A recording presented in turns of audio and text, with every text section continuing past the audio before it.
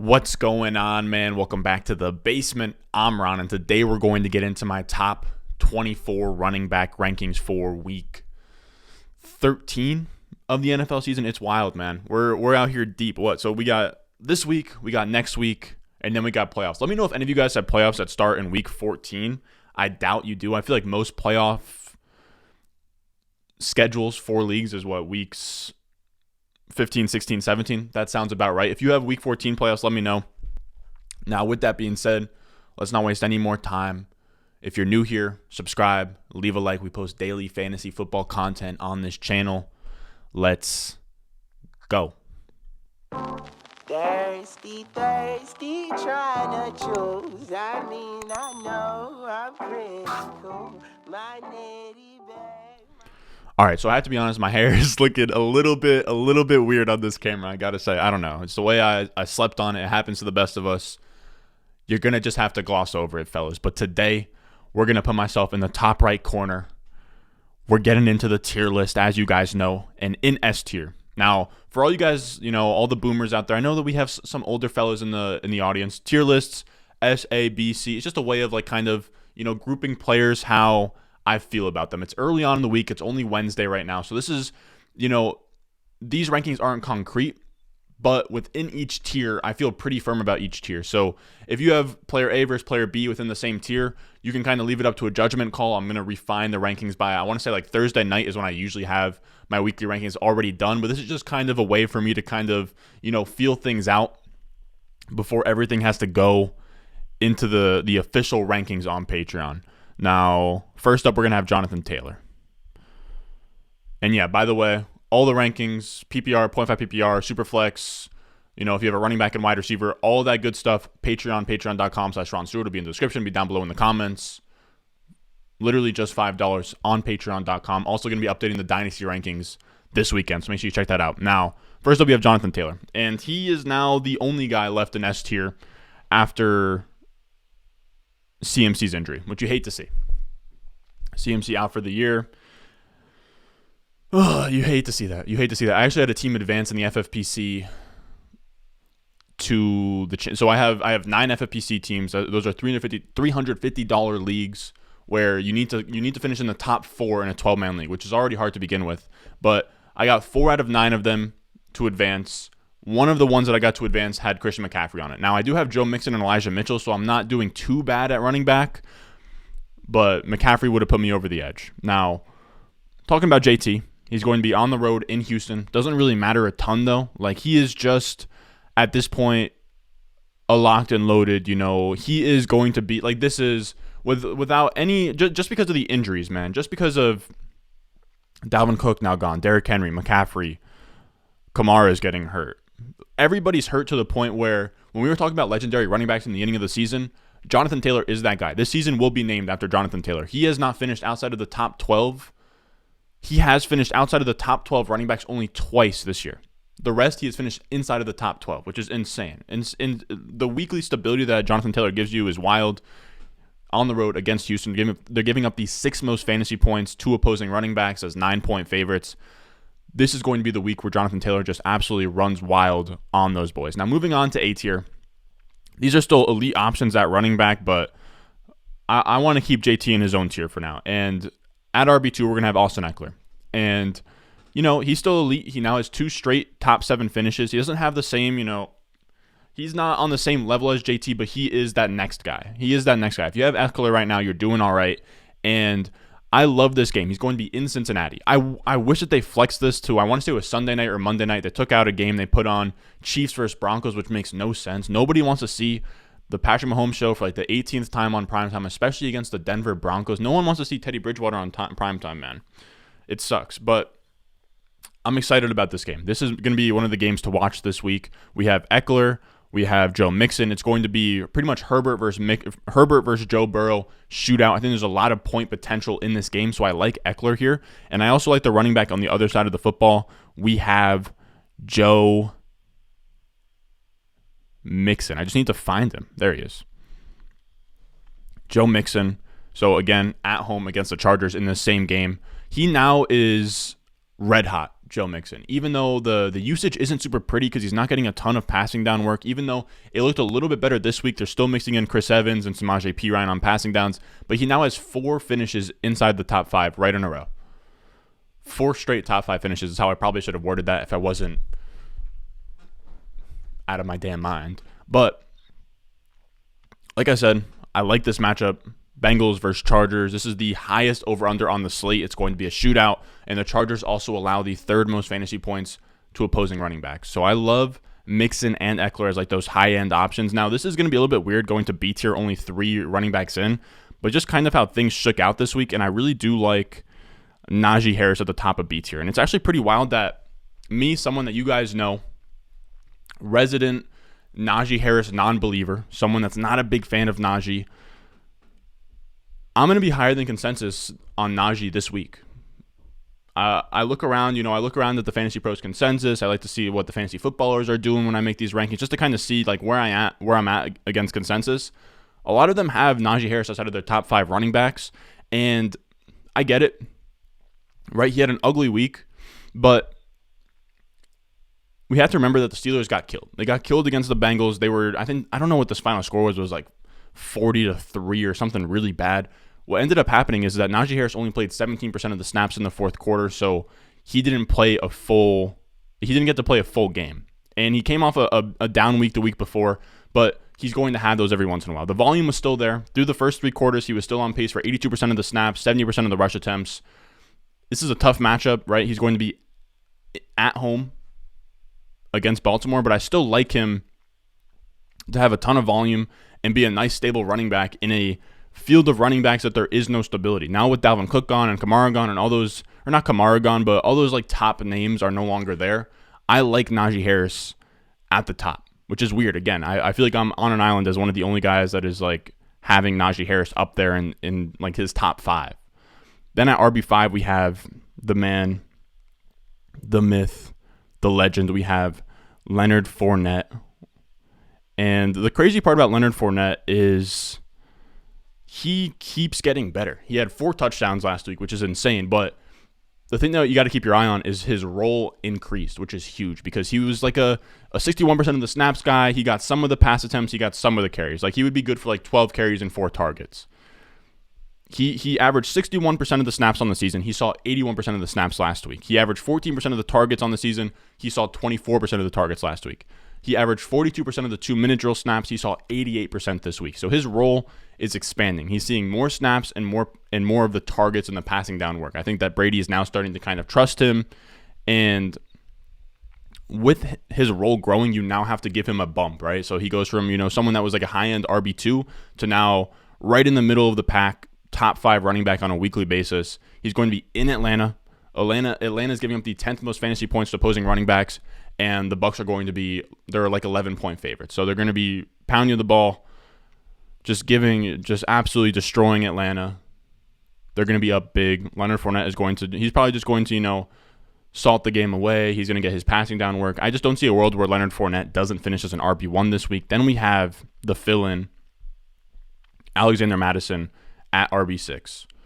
And that feels really high for a handcuff RB, but now that Amir Abdul is gone, there's no one there to challenge him for those passing down snaps. I think that Keenan Wangwu, the guy who's returned 2 kickoff return touchdowns this year, is probably just going to come in and be like the change of pace back. But Alexander Madison, in the 2 games without Dalvin Cook this year, he has been the RB5 and the RB7 in those weeks. He's a locked and loaded RB1 in Detroit. Detroit is giving up the 4th most fantasy points to opposing running backs. It's a great matchup. Alexander Madison will see all of the work. So Alexander Madison moving forward is like in this tier of like top 10 running backs moving forward. And the last running back we're going to sneak in here is Elijah Mitchell, who had a crazy day last week. He's going to be in Seattle this week. Last week he just put up 27.8 points, and that was with Deebo Samuel stealing 2 goal line touchdowns from him. Deebo Samuel, groin injury, he's going to be missing some time. So with Deebo Samuel gone, that's going to give Elijah Mitchell some time to shine here. He's going to be doing his thing the main guy at this point. Even though he's been kind of mixing in with Deebo. With Deebo gone, he's the main guy. There's I don't think they're going to be using a ton of Trey Sermon. I want to say Trey Sermon's got some kind of injury going on, but this team wants to run the ball a ton. it seems like Shanahan is now down for Elijah Mitchell to just be his bell cow rest of season, or until the wheels fall off with Elijah Mitchell. And this is a team that has the second highest run to pass ratio, and they're playing the Seahawks, who are allowing the second most fantasy points to opposing running backs. Great matchup. They're going to be in Seattle. I think they probably, I don't know, man. The NFC West is really hard to predict. I was going to say that they're probably going to roll the Seahawks, but when the NFC West plays against each other, they all play down to each other and make close games. So I'm not going to make any broad assumptions about that, but again, Seattle is very light against the run. They just let Antonio Gibson run all over them. Elijah Mitchell should probably have a big day here. Now, this is going to be the C tier of running backs, where I feel really weird about these guys because they're big name brand guys, those. I'm talking on my ass here, but I get like Fortune 500 companies. I feel like the smart guys say that, you know what I mean? But in C tier, these are the name brand guys that are iffy. So they're coming off of injury or they're in bad matchups. And the first one is going to be Alvin Kamara at RB8. And I think he plays this week. And if he does, you start your studs. The way that I do these rankings, if I had these players on my team, what running backs would I feel comfortable playing instead of Alvin Kamara if I had a crazy stacked team and I needed to start a flex option? I'll start all these running backs ahead of Kamara, but then after that, I'm starting Alvin Kamara. He's going to be at home against Dallas. All the reports are saying that he's playing. Dallas allows the 11th most fantasy points to opposing running backs. This should be a high-scoring game. I will say the one concern is that Taysom Hill is probably going to be starting. But on the flip side of that, I think the offense is going to be more electric, more explosive with Taysom Hill, and there's probably going to be more points scored. So we'll see how that happens. I just don't think that there's enough skill players for, even with Taysom Hill there, for them to go away from Alvin Kamara. I think we're going to see some packages, some personnel groupings where Mark Ingram is going to be in. I heard that Mark Ingram's going to be healthy, and we'll see Alvin Kamara as like the slot wide receiver, something among those lines. You can't win games throwing passes to Deontay Harris. It's just not going to happen. Then at RB9, we have Saquon Barkley. And Saquon has been tough because he's kind of let us down the last 2 weeks. And I'm still going to be bullish on him. I continue to rank him ahead of the market on a weekly basis. I know it's burned us the last 2 weeks, but if you have Saquon, you need to start Saquon. He's coming back from injury. He now has ramped up his snaps from 62% of the snaps to 87%. Also, I want to get out there that when I mention snaps or rush attempt percentage, all that all comes from Dwayne McFarland's article, the utilization report on PFF. Amazing article, amazing work. Dwayne McFarland, one of the sharpest dudes in the game, 100% one of the sharpest dudes in the game. So he compiles all that data, and that's where I kind of pull things from to give you guys an idea of where these players are at. Now, again, it goes from 62% of the snaps, 87%. He's now becoming, a full-fledged bell cow, and I think it's not going to be long until we see the old Saquon come back like we saw like earlier in the year. The first 2 games were slow, and he didn't have a ton of reps, and he didn't look like himself. Then he gave up 2 back-to-back 20-point games, and then he got hurt again. So I think that we're about to get into the range again where he gives us those 20-point games. He becomes the Saquon that we know and love, and then next week we'll have him in this range because I'm still extremely bullish on Saquon. Now, is that affected by me having him in a couple leagues? Possibly, but I have him in leagues because I really do believe strongly in Saquon. I think that he's still just as good. He just needs to get his workload back. He just needs to get his health back, and he'll be good to go. Then we'll have Ezekiel Elliott here. And he's going to be playing in New Orleans. New Orleans has the toughest run D in the league at this point, so it's a tough matchup. But I think there's going to be points scored. This is going to be the Thursday night game, and I think that Zeke toughs it out, plays. I don't blame him. I think that if he misses any time, he has some kind of knee injury going on, but Zeke knows this just as well as we do. If he misses any time, and he lets Kellen Moore, he lets Jerry Jones see what happens when you just let Tony Pollard be the main guy, he might lose his spot a little bit. Now, obviously, let's say he sits out this game, Tony Pollard lights the world on fire, Zeke comes back the next week. It's not like Zeke will have like 5 carries, but he'll keep losing touches in Tony Pollard's favor. So I think that he is going to do everything he can to stay on the field, kind of like the Pee-wee football, high school football thing where, you get hurt, someone might take your spot. That's just kind of how it is in football growing up. Then at RB11, we have Cordarrelle Patterson, who's at home against Tampa Bay. This is a tough matchup against running backs. Tampa Bay has one of the best run defenses in the league with Vita Vea up front. Man, chipped his tooth. Dude's an absolute warrior. He doesn't even play with he's a defensive lineman that does not play with a mouth guard. He is literally having car collisions up front on the defensive line, and he's just like, nah, I'll just, I'll tough it out. I won't use a mouth guard. And then he got his tooth literally chipped. Like his tooth went flying. It's crazy. Probably gonna play this week. He just doesn't care. If I got my tooth chipped, just in passing, just on accident, I'd be out of commission for a week or two. I'm not doing anything. I'm not getting up from the couch if I chip my tooth, bro. It's insane. Now, back to Cordarrelle Patterson.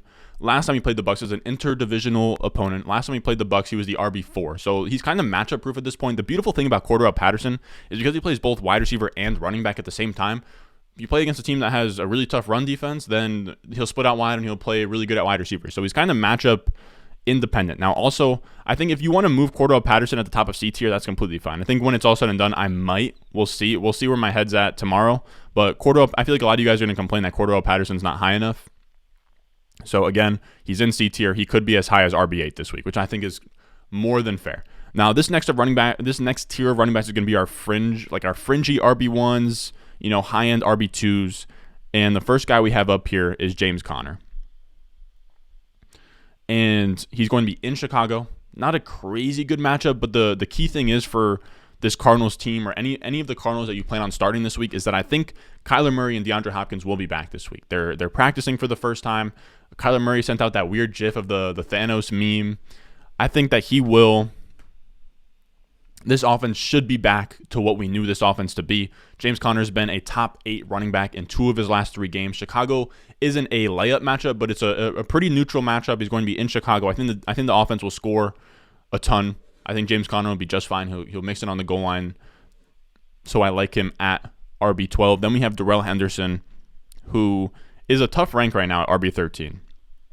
I think you can make the argument to have him a lot lower than this, given he has a quad injury. Seems like he will play. They might limit his snaps, but I kind of doubt it. I think as long as he's good to go, they probably have his snaps right around that workhorse range where he's been. He had under 60% of his team's rushes 2 weeks in a row. Then he saw 80% of the rushes last week. Now, again, I know he has a quad, but it seems like they're ramping him back up to be the workhorse. So it's really tough to gauge.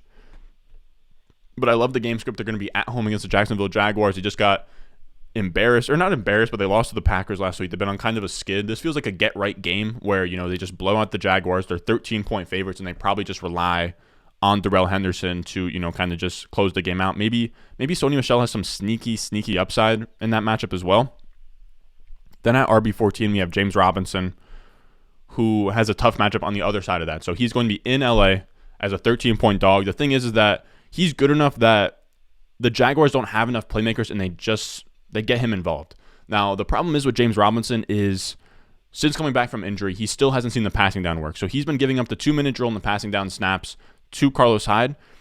The thing is that in this game script, they're going to be behind so much to the point where if 80% of the game they're behind, right, and they're playing in, passing down situations, not 80% of the game, but a bunch of reps, I doubt that they go away from James Robinson. So this could be a game where James Robinson actually works himself back into the passing down reps because most of the game will be in that environment. And then moving forward, James Robinson could get the passing down work back from Carlos Hyde, which shouldn't be too hard to do. Then we have, moving on to our next tier, Antonio Gibson. This is our mid-range RB2s. I will say if you want to put Antonio Gibson here, I'm completely fine with that. But I'm going to leave him here for a second because he saw some solid usage, right? He played against the Seahawks. He played really well. He set career highs in carries with 29. He set a career high in targets with 7. All that was really good, 23.6 points. And I'm really excited for Antonio Gibson. The problem is that this team hates to just future him. And I know McKissick is going to be gone, so now it seems really obvious that he's going to be the main guy. I'm just a little bit hesitant. I'll put him at RB15. I want to see what it looks like for a week.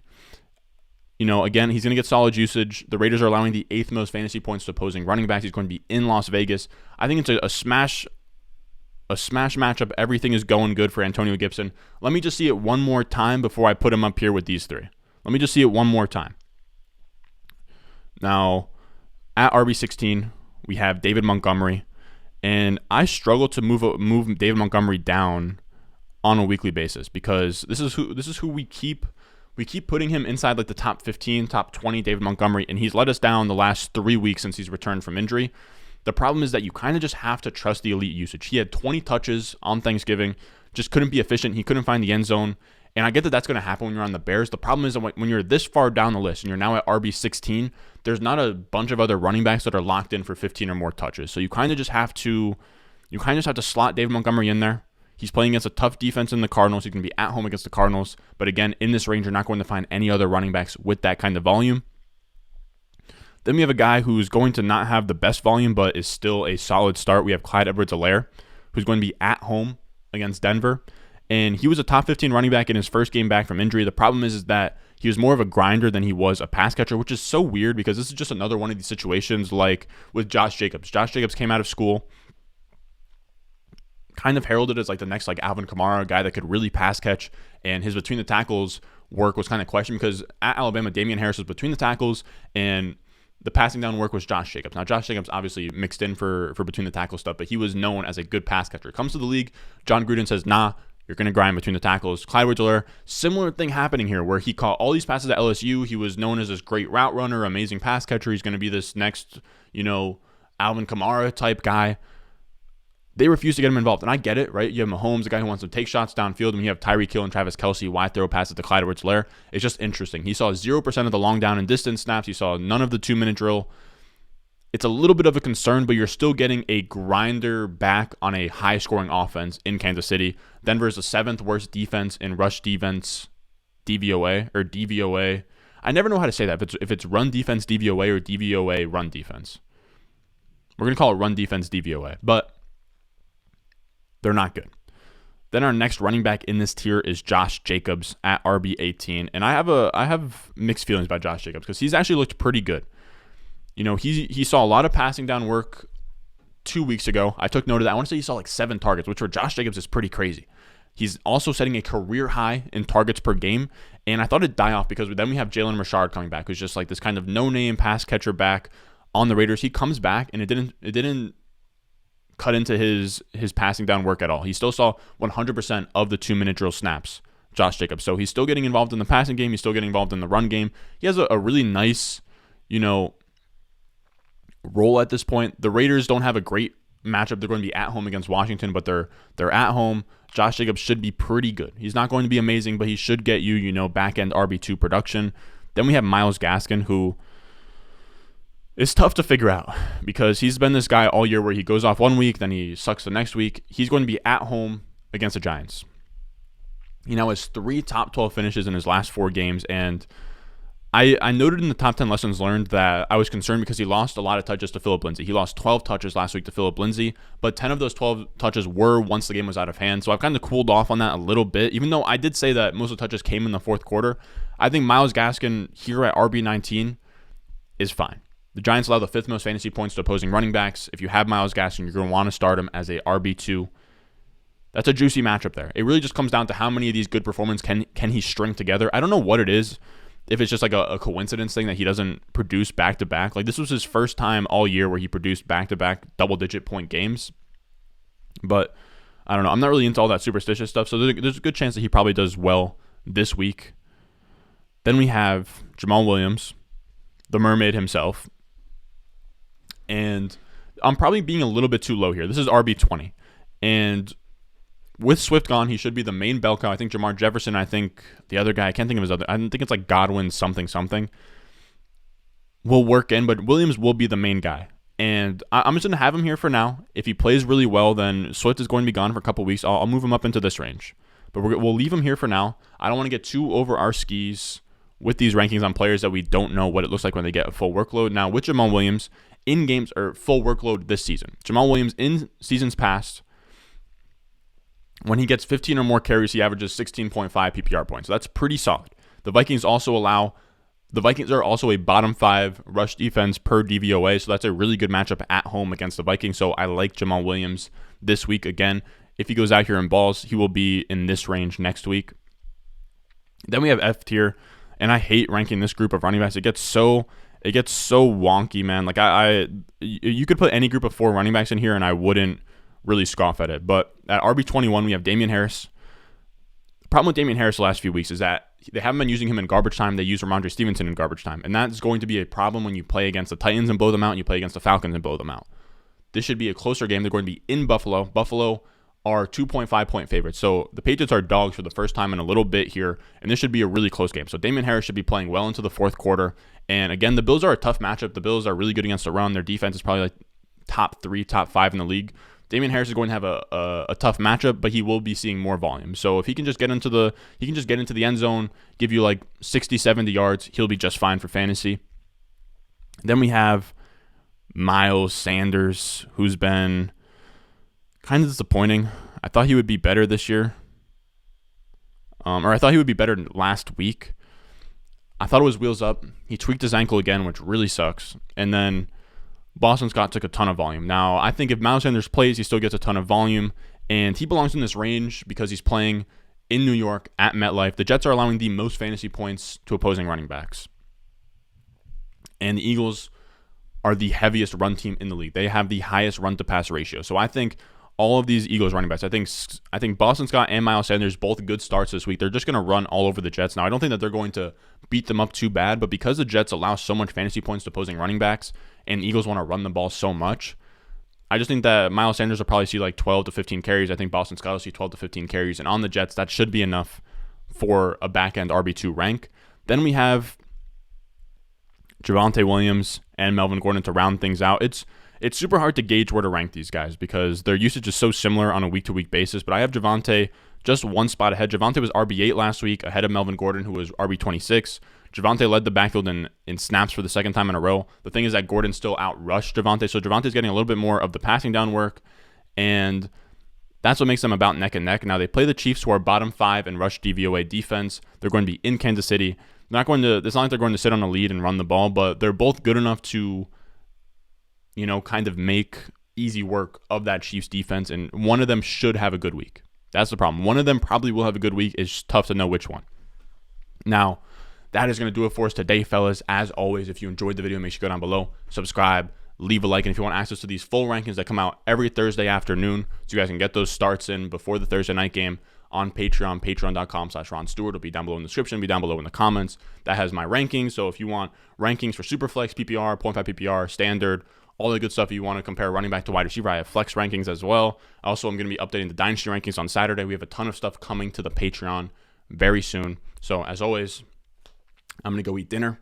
I love you guys, and I'll see you in the next one. I got the juice, I got the juice. Channel, Chatham's on. Foolies glad I'm home. Even my haters kinda glad I'm on. Rest in peace to my vagabond. Rapper, song, singer, suspended, subpoena from Mr. Meaner.